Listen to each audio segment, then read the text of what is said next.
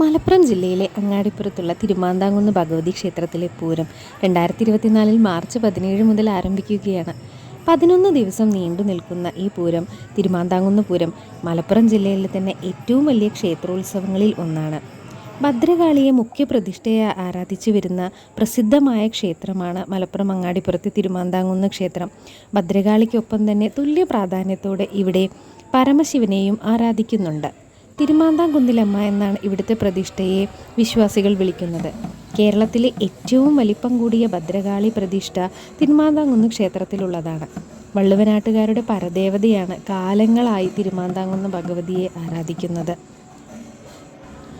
കേരളത്തിലെ ഏറ്റവും പ്രധാനപ്പെട്ട ഭദ്രകാളി ക്ഷേത്രങ്ങളിലൊന്നായ ഇവിടെ ലോകത്തിലെ ഏറ്റവും വലിയതും മനോഹരവുമായ ശിവലിംഗമാണ് സ്ഥിതി ചെയ്യുന്നതെന്നും വിശ്വസിക്കപ്പെടുന്നു. ഇതിനു പിന്നിൽ വലിയ വിശ്വാസങ്ങളും ഐതിഹ്യങ്ങളുമുണ്ട്. മീനമാസത്തിലെ മകീര നാളിലാണ് ഇവിടെ പൂരാഘോഷങ്ങൾക്ക് തുടക്കം കുറിക്കുന്നത്.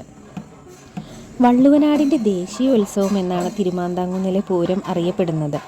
നാടൊട്ടുക്കു നിന്നും വിശ്വാസികളും ആളുകളും ഇതിൽ പങ്കെടുക്കാനായി എത്തുന്നു. പണ്ടുകാലത്തെ പേരുകേട്ട മാമാങ്കത്തിന് ബദലായി ആരംഭിച്ചതാണ് തിരുമാന്താംകുന്ന് പൂരം എന്നാണ് ചരിത്രം. ഇവിടെ ഭഗവതിക്കും ഭഗവാനും ഒരേ സമയത്ത് ഉത്സവ ചടങ്ങുകൾ നടക്കുന്നു.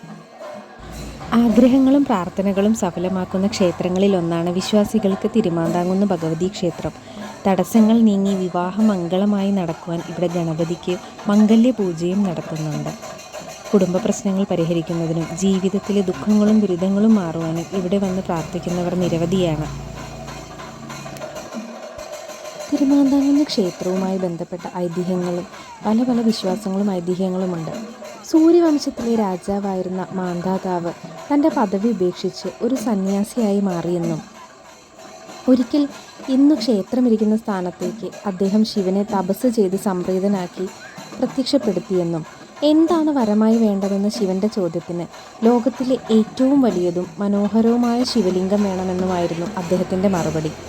ഇത് പാർവതീദേവിയുടെ കയ്യിലാണെന്ന് ശിവൻ അറിയാമെങ്കിലും വാക്കുപാലിക്കുവാനായി ഒടുവിൽ ആ വിഗ്രഹം മാന്ധാതാവ് മഹർഷിക്ക് നൽകി. പിറ്റേന്ന് പൂജയ്ക്കായി ശിവലിംഗം അന്വേഷിച്ച ദേവി സംഭവം മനസ്സിലാക്കിയ ദേവിയുടെ കോപത്തിൽ നിന്നും ഭദ്രകാളി വരികയും ഒപ്പം ശിവൻ്റെ ഭൂതഗണങ്ങളും ചേർന്ന് മഹർഷിയുടെ അടുക്കളേക്ക് ശിവലിംഗം തിരികെ എടുക്കാനുമായി പോയി.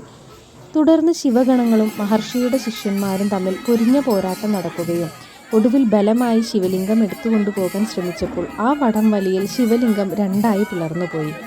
അങ്ങനെ മഹർഷിയുടെ ഭക്തി മനസ്സിലാക്കിയ മഹാവിഷ്ണുവും ബ്രഹ്മാവും ശിവപാർവതിമാരും പ്രത്യക്ഷപ്പെട്ട് അദ്ദേഹത്തെ അനുഗ്രഹിച്ചു എന്നാണ് വിശ്വാസം.